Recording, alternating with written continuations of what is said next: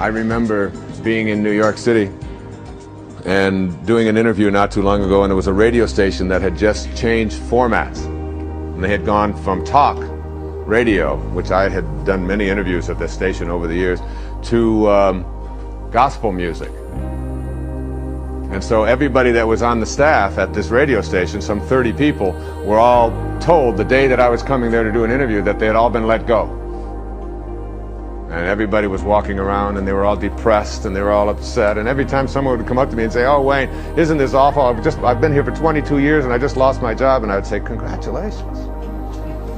And they look and say, what's the matter with you? How could you believe in congratulations? I just lost my job. And I said, yes, but within a certain amount of time, probably within a year, you'll be in a place that is much better than where you are now. And it was almost like God was trying to tell you something, but you wouldn't listen. It's time to change. It's time to walk down another street. What is your dream? And you sit down with each one of these people and you ask them, what would you really like to be doing? Rather than working here this particular way. And most of them said, I'd like to have my own business, or I would like to do some writing over here. I've always had some ideas about writing. One guy said that he wanted to just do an opera. He'd always wanted, he's been working on an opera like Mr. Holland, remember, in Mr. Holland's Opus. But he could never get himself the courage to do it because he was always going into the radio station every day in New York.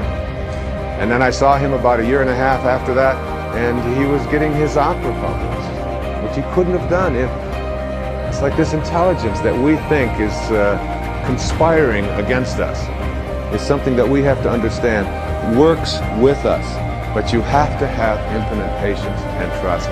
And when you have, and the reason it says infinite patience produces immediate results, the reason it says this is because the immediate result of your infinite patience really intrigues me is this idea.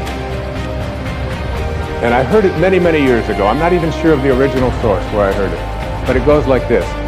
When you change the way you look at things, the things you look at change. Albert Einstein once observed that you have the most fundamental and major decision that you have to make in your life is this. Do I live in a friendly or a hostile universe? Which is it? Is it a universe that is filled with hostility and anger and people wanting to hate each other and people wanting to kill each other? Is that what you see? Because when you see the world that way, that's exactly what you will create for yourself in your life. This is from great scientific minds. And the interesting thing is that this is not just a clever play on words, that when you change the way you look at things, the things you look at change. It's actually a very scientific thing, and I'm going to show you that in just a moment. I'd like you to imagine the following scene. You're in your house. You've got your car keys in your hand. The lights go out. Power failure. You can't see a thing. You stumble around in your living room and you drop your keys. And you look around for a moment and you realize that you're never going to find them in the dark.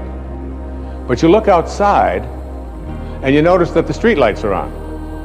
So in your mind, a light bulb goes off. I'm not going to sit around here in the dark and grope around looking for my keys when there's a light on outside. I'm going to go out here under the street light and I'm going to look for my keys. Why are you laughing? This makes a lot of sense. So you're out here and you're groping around and you're looking for your keys and you're looking and your neighbor comes along and says, "What happened, Wayne?" "Well, I dropped my keys." "Oh, I'll help you look for them." And the two of us are now down here looking for our keys. And looking, finally he says to me, "Excuse me, but where did you drop your keys?" "Well, I dropped them in the house." He said, "You mean to tell me that you dropped your keys in the house and you're looking for them out here in the street light? Doesn't make any sense." And I said, "Well, it doesn't make any sense to grope around in the dark when there's light out here." Now you laugh and you think how silly that is, but isn't that exactly what we do when we have a problem, a difficulty, a struggle that is located inside and we're looking for the solution outside, someplace outside of ourselves? It would be like going to the doctor and telling him all of your symptoms And the doctor says, oh boy, you've got a lot of symptoms. And he starts writing out prescriptions. You need a prescription for this symptom, you need a prescription for that symptom. And finally, he gets this 4 or 5, and you go to walk out, and you say, well, I'd like my prescriptions. He said, no, I'll give this one to your mother-in-law, and I'll give this one to your neighbor, and I'll give this one to your daughter, and I'll give this one to your father.